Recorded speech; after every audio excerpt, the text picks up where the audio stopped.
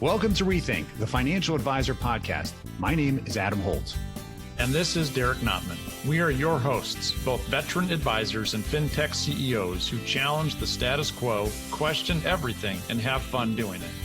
Hear honest commentary on the challenges facing advisors today. And be part of a community where we can all rethink the profession. Now on to our episode. Adam, do you use data to support your investments? You mean my investment recommendations to clients? Yes. It could be something else. It could be, what about investments in your practice? Do you use data? I definitely use data to make better, more informed investment recommendations for both buy and sell side strategy. But I don't know if I use data for your second question. What do you mean? Well, most people listening to this podcast, you're right. We do use historical performance. We read a prospectus.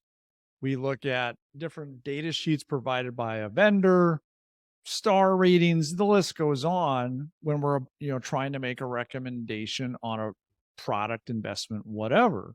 So shouldn't we be doing the same type of thing when we are trying to build, scale, grow our practices? I tell you, I didn't. When I started, I didn't have any data. Like, I got to make so many dials a week to get so many people in. That's about all the data I knew. So I got to get these conversion ratios here. But we have so much more data available to us these days. Shouldn't we be using that data to help decide how we want to build and grow our practice? Well, it's a really interesting question because I think so many have built our practices based upon what I think we personally wanted to experience if we were a customer of ourselves. For those of us that have gone independent or branded ourselves, we certainly have an opinion about what a good and valued customer experience of advice delivery would look like, and we just designed it and built it. It's funny how similar it is to each other, ironically. It's a very similar advice journey, and therefore business practice or value proposition. But it's an interesting question around data. I'm wondering how we can frame this for everybody. Well, what's a term that all advisors or most advisors know? Alpha. Beta. We talk about alpha, beta. We talk about how to add that to an investment portfolio. Well, how do you add alpha to your practice, to a client experience? That might make sense. What does the future of advice look like, and how do we capitalize on that? I think is really important to consider as well. And then what is the role of technology in all this? Very, very true. It's a great segue into our guest today, because the topics of our intentional practice development and also using the principles that we all know from an investment strategy is to use terms that we already understand. And what's interesting about it, we all picked up an article that was written in Barron's by Craig Martin, who wrote Why Extreme Client Engagement is the New Alpha. Came out in August of 2023. And what really caught our eyes here, and why we reached out to Craig to find out what is he talking about, we discovered some enormous amount of data. So this is going to be really fun, because we're going to share with you today a bunch of the data that he has on practice management, which should indicate to you why you need to be thoughtful of the investments you're making in the client experience. Now, if you're not familiar with Craig, Craig is currently the Executive Managing Director, Global Head of Wealth and Lending Intelligence at J.D. Power. Their wealth management. How cool is that? I thought they did J.D. cars. Power. That's what I thought they did, right? Everybody's got these great ratings on cars. I want one of those circle plaques that I can have. Oh, we got to get him to get us one of those. Yeah, can you just get us one? Do you have to do anything for that? I don't know. We'll figure that out later. Build a car? Well, all joking aside, Craig has actually been at JD for 11 and a half years doing research in this space. And there's an interesting insight that we got into it, because for the last 20 years, JD Power has been doing research on the retail investor segment. And this is really different than what data we typically see, which is always about from the advisor experience, right? Advisors do this, advisors do that, manage your practice, use a CRM, use this tech bundle. What about the investor experience who's working with a financial advisor? So this was really interesting, and I hope you guys listen to what he has to say, because there's some great insights here. And of course, we'll do our traditional wrap up of what you can do in your practice today. You ready to hear from Craig? Let's do it, Adam. I want to hear what this guy has to say. Craig, thanks again for being on the podcast. We really appreciate it. What is your unique perspective of the financial advice, financial services, wealth management market? Yeah, we did a piece recently and we talked about extreme client engagement as being the new alpha. And I think that this idea of traditionally financial advisors really focused on financial performance. And if you think about the traditional definition of alpha, it's differentiation from a benchmark and beating a benchmark. And what we're seeing is more and more, again, what a financial advisor do with their client is really evolving. It's not just about picking stocks, it's not about constructing a portfolio. So you've got to have this evolution. That next level of differentiation in the marketplace is going to come from client experience and how you engage. And that is kind of a broad term. But the challenge right now, I think underneath that is the old model is getting commoditized. It's not that it's bad service, but again, there's a lack of differentiation. And that's kind of the whole point was, as we look at the market performance tracks, as it goes up, goes down, generally that drives customer satisfaction. So if I look at my portfolio and I look at my holdings and they're going up and I have more money, I'm happier. But if I'm going down, I'm less happy. And then I start to look at you as my advisor and go, hey, what's wrong with you? What'd you do wrong? And so the decoupling of that, or how do you control for that, is really that critical differentiation in the future for the market. I find that fascinating. And without getting into the weeds too much, Craig, how many people did you survey? You said extreme client engagement is the new alpha. I think that's a mic drop in itself, but yeah. Can you allude a little bit at all to like the sample size of what you guys did to back this up? Because it sounds really compelling. Yeah. So we, in a given year, we are going to talk to, we start off at the front line. I kind of described, we have this broader kind of wealth platform and we break apart those with an advisor, or say they work with an advisor, and those that don't.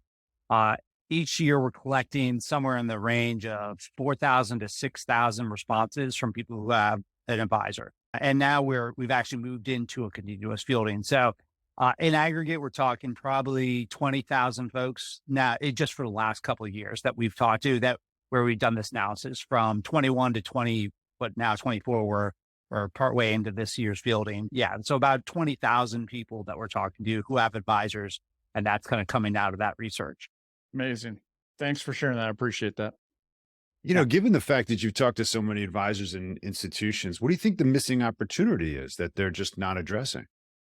Yeah, I think the missing opportunity, what they're not addressing, is this kind of evolving advisor situation and relationship situation. I think that the challenge is people are used to delivering what they know, and they're incentivized to deliver that core piece of the puzzle. I mean, you got to make money. I mean, the business is there, and part of that is how we're engaging the client. But I think the problem is increasingly consumers are starting to question, what am I getting out of this? And especially in down markets.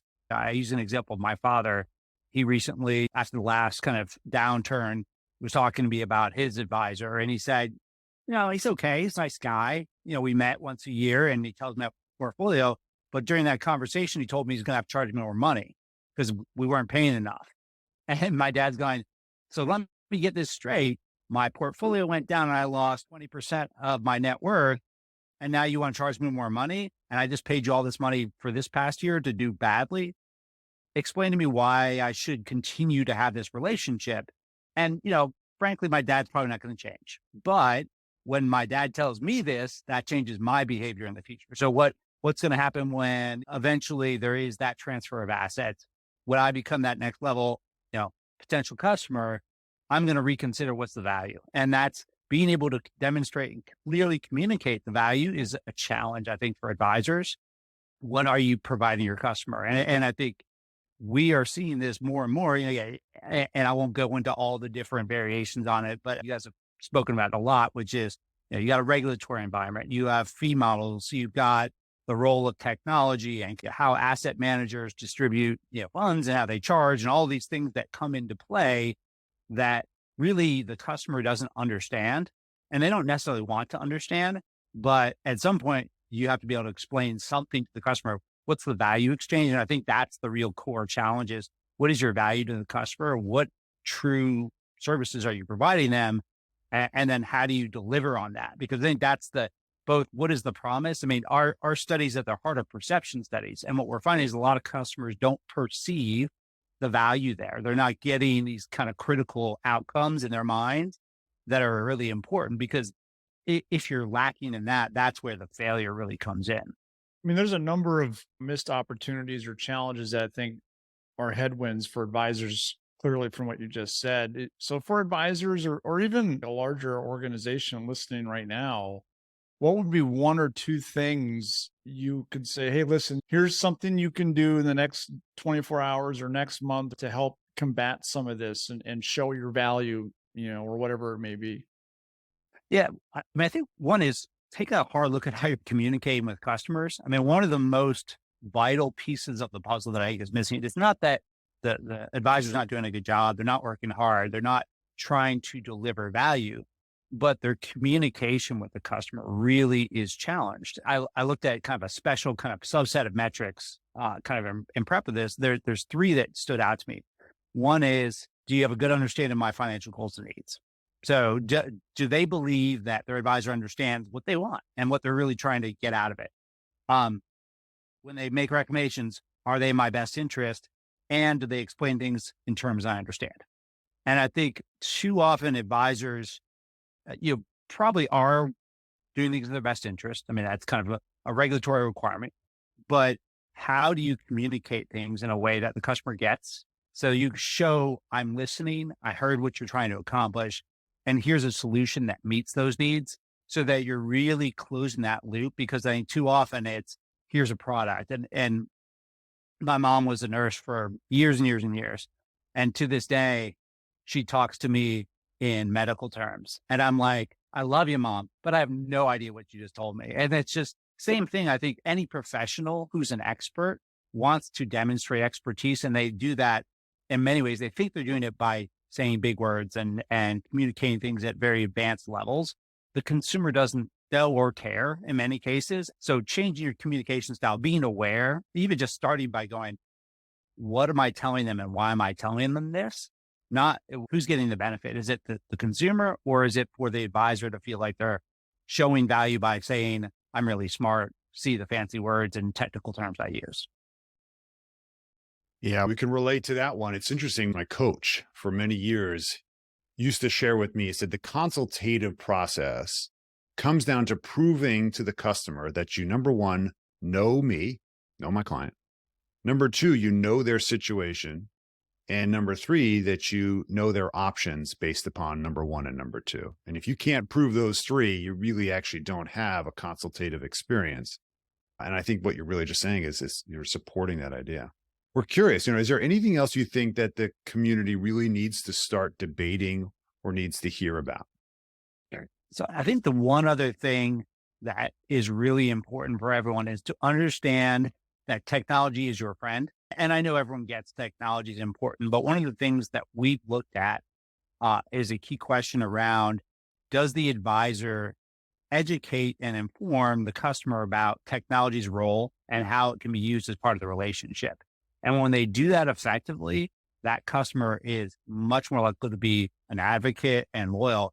And I think for a while, people have feared technology as a replacement.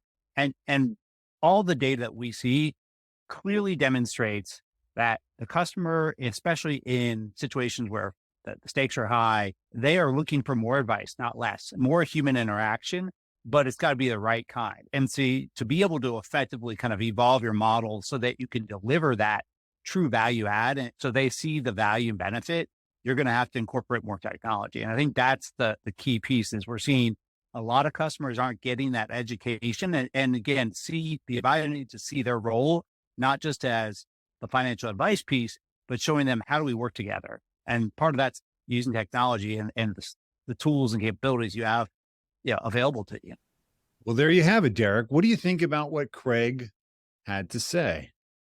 It's thought-provoking, no doubt, but part of it is just awesome validation for what you and I have been already talking about with a lot of our guests over the last year. It's one thing for us to speculate as we talk about our own experiences, but he's backing it all up with data. real data that he and his team and JD Power have been doing for 20 years. Yeah. What's funny is I keep almost every conversation I have now, whether it's like an advisor or like a fintech or something like that, I'm like, hey, do you know that JD Power has? And they're like, no, what are you talking about? I'm like, here, you got to go check them out. They have that car research, right? They have the Yeah, they're like, what do you mean? I don't want to know about cars. I'm like, no, dude, it's not cars at all. That's right. Not only cars. How about that? Not only You know, cars. Yeah. It's funny you say that because, he did a great job of summarizing the data he has privy to in the wealth management space, right? Over the last 11 years, as he told us that he's been working with JD Power in the wealth management division.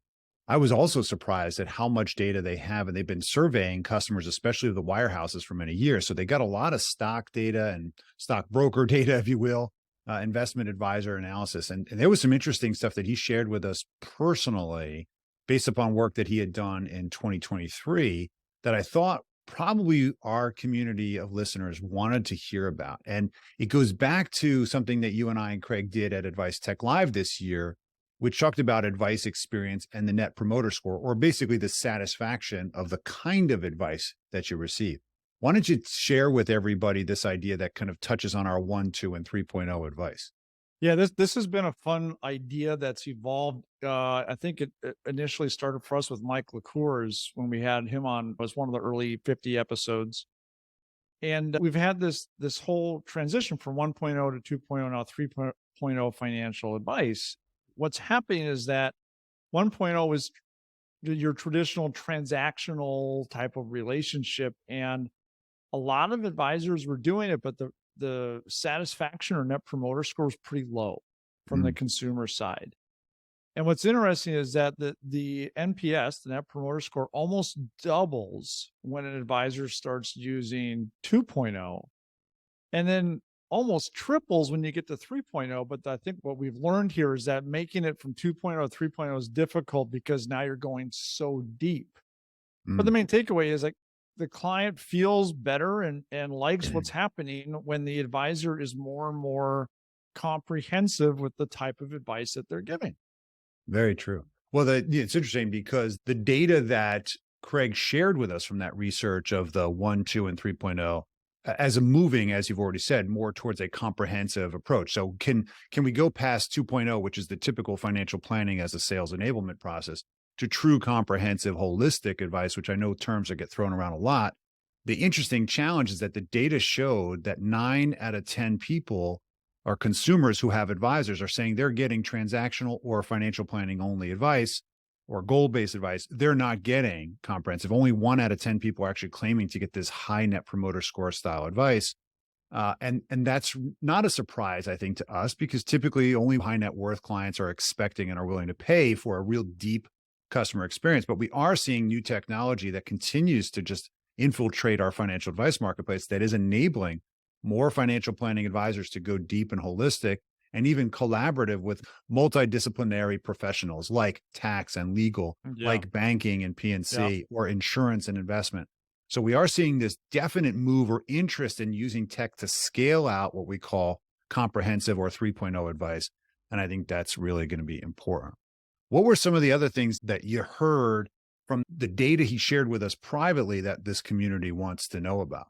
Well, you and I have talked about this for a while. Heck, we were really early to this party when we started going much more virtual and digital. That's true. A long time ago, man, when I had less gray hair, that's for darn sure. You've always had gray hair. What are you talking about? I thought you were born with white hair. I was born with a gray beard. Are you serious? A gray beard? I don't know, man. You're an old soul. Old soul, man. Yeah, I'm 182 right now. That's right. Anyways. In dog years, yeah. Yeah. Well, all kidding aside, though, it's really been interesting. That's one of the things he shared with us is that as you move from the boomer to the Gen X to the Gen Y, Z generations, you're seeing this massive shift of preference from human to digital interactions. And there's still a lot of human preference when it comes to certain things like advice and planning, but the digital experience is augmenting that because now you can get a human experience via a digital medium, which is super interesting. And one of the my main things was like, the money's, we've been talking about this for what, 5-10 years, these trillions of dollars that are moving from generation to generation. Mm-hmm. The younger generations, just like the example he gave with his dad, Yeah. right? They're expecting a different experience, a different way to interact. And it's happening. So we have to listen to that. I mean, his data, we're looking at it right now, shows us where the puck is headed. That's true. And we'll make this data available through some of the show notes that we have in this session. But one of the things I thought was really kind of interesting is how all three generations, boomers, X, and YZ, if you will, we bundled them, or he did for the data, did, as you said, prefer human advice for the most part. For the most part. Right. But there's definitely a mashup here. And you got to think of, well, what's the next generation beyond that going to think about? The trend says that they're going to want more digital than human experience. But what's important is that the human is not completely absent in any of these things, right? There is a human component if you get the chance to look at the data, even for the Gen YZ that are still looking for a human to give them guidance, because we're wired for that. It's like we're wired for sound. We're wired for human engagement. Exactly. Let's jump into some of the points that he made. I thought there was some really interesting, you called it a mic drop early on. He said extreme client engagement is the new alpha, which is actually how we met him through the article in Barron's that I think started us. What do you think about that statement? I love it. If you were to try to sum up, how does an advisor differentiate themselves when we all have essentially access to the same tech stacks these days? It's engagement. It's extreme client engagement. It's going deep in the conversations with their clients and understanding the meaning behind their money and what they're trying to accomplish, and showing them that we understand that and that we're going deep and that we're engaging, and making it a conversation where we're on the same side of the table instead of trying to pitch something. So I love that. And what's so cool about it is each advisor will do things a little bit different because we're all different human beings. So you can lean into this new advisor alpha all day long and never have to worry about the competition. That's interesting. You really can't measure or give a benchmark to advise experience, right? When you think about benchmarking beta and alpha, it's typically around something we all agree around. Now, what would be the beta? What is the marketplace of financial advice? That would be, I did some fact finding. I did some analysis. I gave you a big financial plan. I told you what to buy. You bought it. See you in a year. Crickets. That's got to be beta. Next, please. Next. Well, that's beta for a 2.0 experience, which is, 50% of the marketplace is getting that experience. Yep. But that's the beta. So really for a customer experience, you don't have to add that much alpha in order to stand out. You really don't. And that's the interesting thing here is that I think what you're right, that the level of customer experience from the simple things like when they walk in, I have their drink or beverage available, to I actually thought about the fact that their kids can now get insight into mom and dad's portfolio episodically when we want to have a family meeting. Like, wow, blow your mind. There's some really interesting, I think, technologies that are coming out and also experiences that advisors can adopt here. Well, I think so. And when we leverage tech to do the mundane things, it allows our brains to focus more on the human side of what we do. And I'll give you an example. I was just meeting with a client recently for a review, and she was asking about one particular investment account that she inherited from her husband who passed away recently, unfortunately. Mm-hmm. And because I knew them and had gone deep with the conversations, I was able to ask, what companies was your husband interested in investing in? Where is that list? Because he loved researching and all of that kind of stuff. Let's find that and think about it. And you could just see her eyes light up. Hey, Derek knows me, knows what's important to me. That's advice engagement, right? It's not just, showing you here's your rate of return for the last 6 months. That's a great point, right? So I guess the client feels engaged. It feels genuine. It feels authentic. It feels honest. You listened to her and to him from years ago, and you're bringing it back to the table. Exactly. It just builds relationship currency, and that makes a lot of sense. I love that. We've heard a lot about this commoditization of traditional financial services. I think it goes hand in hand because the old investment model of adding value through portfolio management, I think is getting, we'll call it, diminished, perhaps. It's interesting that he has data that's supporting this. What do you think? It is really interesting. I'm a little not surprised though. You and I are both still advisors, and we talk with clients, and the whole how much money have you made me, ROI, rate of return, blah blah blah stuff. isn't as much of a conversation centerpiece as maybe as it once used to be. It's about, what's this money for? How are you feeling around the economy and your financial situation? Are you doing okay? Is your portfolio invested in a way to help you do the things that you need to do? And we know that clients feel better when the market goes up, as you're showing right here, which is a great piece. But what happens when the markets aren't going up and their rate of return isn't great? How are they feeling? What are you talking to them about? Well, you should share more about this. You're showing something else here between 1, 2, and 3.0 advice. What are you looking at here right now? Well, I think the data that he shared with us was interesting because what it showed is a historical trend of the S&P 500. So in your mind's eye, you can probably imagine since 2004 to 2020 or so that the stock market obviously has grown with a couple blips in there in 2008.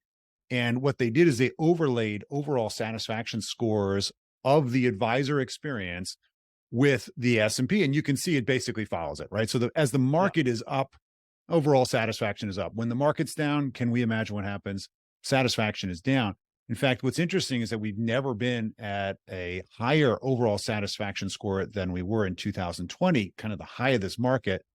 But what's interesting about it is the data that he shared with Derek and I, which was that comprehensive experiences as defined by the client saying, I receive a comprehensive 3.0 experience, actually had the highest satisfaction scores of all the experiences, even when market performance was down. So what is really endemic there is that a client who feels heard, who feels like they have multidisciplinary holistic experiences where the client's advisors' roles are intertwined, there's clearly a best interest relationship, is that even when the performance is down, they have even higher scores. And that's a real eye opener because it should be pushing all of us to help our clients understand that we're really with them, even though the markets are down. And that comes down to communication. I don't know if there's any other way to say it. You know, you remind me of back of 2008. I remember hearing about this advisor who, when the markets were crashing, he was joking about how he just wouldn't return emails or phone calls for 6 months. See what happens. Gosh, that's like the opposite of don't do that, but that's the opposite of what you should be doing. You know what? I guess it really probably worked for a lot of advisors, right? Put the head in the sand and just the markets will come back eventually, and so will the clients, I guess. Right. Dude, if that happens now, I don't think it's going to be the same thing. I think the clients are going to be like, wait a minute, you weren't around when things really sucked, and you don't really ever listen to me. Why am I giving you my business? Well, that's what happens, right? Didn't he say that about his dad, right? His dad is questioning why I'm paying 1% when you're down 20%, right? And you're saying I got to pay more now to keep up what to you because you want to raise planning fees. So we take it for granted that we're so busy and we're doing all this work and we add this great value. And he brought it up in two different ways. He said that advisors tend to, I think, just sell their own porridge. Like, oh, I got the greatest stuff. I'm doing all this great work for you. Let me explain it and complicate it. And I'm adding all this value. And then we're surprised when the client, number one, didn't understand what the heck we talked about. And number two is focused on the fact that all I hear is that I paid you 1% on my million. That means I'm paying you 10 grand and you underperformed. Oh, and by the way, I'm still don't understand the jargon because, yeah, you think you're so smart. But I've lost money and I don't understand why you don't feel that pain with me. And when we take it down to the true consumerism, the clients don't know how to value what you're valuing in your head. And when they just see the loss, you have to communicate. You really do. And I think this is where it's almost kind of combines 2 points that he made in that the role of technology, the way I look at it, and I'm really having a lot of fun as I'm digging into this with AI for Coupler, in that we can use AI for so many mundane tasks and things that need to get done behind the scenes. And when we do that and we explain to the customer, like, hey, we're using these different technology solutions to do X, Y, and Z, which means I can get to know you better and help you do the things we need to do and help understand you and help walk you through things. Now we're meeting these changing consumer expectations and dynamics that have definitely evolved, as things have changed here in the last 10, 15 years. No question about it. Well, let's talk about what advisors can actually do, right? Because now we got to turn this into real actions here. What's the first thing you think that advisors can take action on? Take a step back. What is the true value of what you do? And how you do it. And then how are you delivering on that to your clients? Because I think when we don't know how to articulate our value / services. As he puts it, this is where failure happens. Mm. And a good barometer is, hey, does the next generation want to work with me? Is my client introducing me to her kids? Or are they kind of keeping that all closed off because, they don't really trust me completely, right? Oh, that's a good test. So you're saying, let's just do a proverbial financial plan here and literally knock you off the client. Now, are those clients' kids staying with me Yeah. Think about it. right now? Just Yeah. let's just run through the fire drill right now. Run Are through those it. kids staying with you? I guarantee you that a very large percentage are not staying with you. I would tend to agree. I mean, look at the data from Craig. If you're doing this analysis on yourself, what's your tech stack look like? Do the kids want to look at your metal filing cabinets as you get your yellow pad out? On your mahogany desk. Yeah, right. I don't know. And I was that guy. All right. I used to Yeah, do that. So I know. I get it. Yeah. I I think don't know that's if a I really want to good- work with grandpa's advisor. It's right. Well, I mean, I'm not going to be able to see anything online. I don't even know. I got no aggregation. Right. So it's a really interesting. It's not just about tech, though. You're right. I mean, it's about customer experience, and you have to prove, as Craig said, that you're doing the communication. One of the things I really liked in this kind of second takeaway and action you take is show clients that you listened. He said that, show clients. Of course, I'm thinking to myself, yeah, that's what we do. That's what an asset map is. I'm showing you, here's your stuff. I'll give it back to you in a digestible form. But if you don't do that, you can't confirm their proof need to know that you are on their team, because you know what their concerns and their issues are and what they're dealing with. So that's an important aspect. I think every advisor who's listening right now needs to prove to the client that they listened to the client and they have now given back their life to them in some consumable form. Big deal. I would almost call it like advisor context. Like, here's this beautiful asset map. We know where everything is. We know why it's there. But now as the advisor, I'm looking at this retirement account or this life insurance policy, and I can go deeper and be like, we know this is here to do X for little Johnny when he turns 18. And we know this is important to you because of this. So now that document, whatever you use, becomes more of a living document almost, because you've added that human context and value that they need. Because if they don't get that from you, they don't feel like you're listening to them. I mean, how are you really showing them? I think you just really touched on something really important. We need to add a statement of intentionality around every single financial instrument that's in that financial closet. We need to know and be clear why this exists. And nothing stops us from actually adding those notes. But I think that's really clear. I don't think clients always understand what the intention is and why it deserves to be on our balance sheet. One of the things I always love to do, to your point here, Adam, with my financial plans, is I would add 2 separate pages I customized to each plan. One was a hopes, dreams, and goals page. Here are the things I heard you tell me that are extremely important. Bullet point, very specific.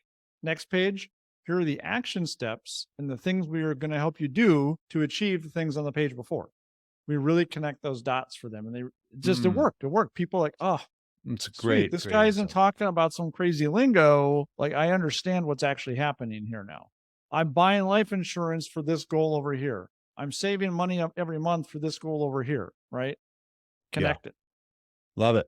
That's great. What else did you take away? What can advisors put in action right away? So there's lots of great tech engagement solutions out there we can use, a long list to really do all the things we're talking about. But what I really liked is that whether you have tech or you're bringing on new tech or you're going to change tech, tell your clients why. Tell your clients the role of that technology in your client-advisor relationship. Mr. and Mrs. Smith, I am using Asset because of this, right? So really help them understand that. So they're like, oh, so Derek is not only an advisor that understands us and what we need and helping us do all this stuff, but he's using these really cool tech solutions to help articulate and solve and get jobs done. Now I understand how all this fits. So when I get Derek, I get all of this stuff. That's cool. Wow. You know what I just realized when you said that? We used to do that in the early days. When a new person of our relationship would walk into our office, we would walk them around the office and we would introduce them to the people who they don't even know. There's no reason why they need to meet our our underwriter and our this, but there was a very strategic reason we did it. Number one, we humanized the org, right? By showing them that it's not just me in a little cubby hole. And number two, well, maybe it might have been, but number two, it also showed our depth of capability and investment in their experience for when they had those needs, we had the team. Yes. What stops us today from literally showing an org chart of the technology that we're using to deliver on a client experience? I guarantee you it would be like 15 to 20 names of softwares and people connected to it to actually deliver it at scale.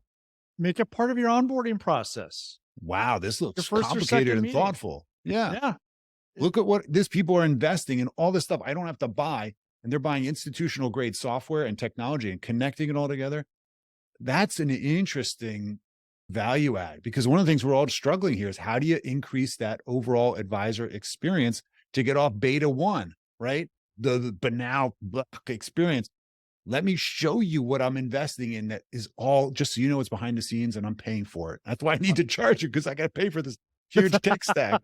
Yeah, this stuff doesn't come for free, right? No, right. But other than that, the client thinks that they're paying for what? Like an asset allocation in an index fund? Like, yeah. Show them the So- stuff you're doing behind the scenes. Show Show them them. how it adds value. love it. There you go. That's That's a a great great. I idea. think we almost need to leave it like that's it. If you're listening, That go is do really that cool. right now. That's awesome. Well, I think with that, we have to wrap up. I mean, first of all, thank you, Craig, and all the work you're doing and your team there at JD Power. We know that's some really exciting, because we found a new source of data that's got a lot of confidence behind it. So we really appreciate this. And of course, we want to remind everybody, whatever you just heard right now, figure out how you're going to put it in motion in your own practice, or tell a friend by sharing this episode with them and hopefully giving them value. What else do our friends need to do, Derek? Well, if they're listening to this on their phone, they need to text this episode to one of their friends right now on their phone. There Get you to go. them. Subscribe to the podcast. Obviously, follow us on LinkedIn. That's where we talk about all sorts of great stuff, including dad jokes. And of course, we'll always take the nice, kind review if you want to give us one. And submit questions. We love getting feedback and questions from our advisor audience. So if there's something you want us to talk about, tell us. We're here. Absolutely. We look forward to having a conversation with you. And of course, please remember to contribute, find ways to actually ask us questions. We appreciate that. Derek, my friend, always good to see you. Good seeing you, brother. Till next time. Thank you for listening to Rethink, the Financial Advisor Podcast with Holtz and Notman. Be sure to subscribe now and join the ongoing conversation. The information covered and posted represents the views and opinions of the guest and does not necessarily represent the views or opinions of Asset Map or Connector. The content has been made available for informational and educational purposes only.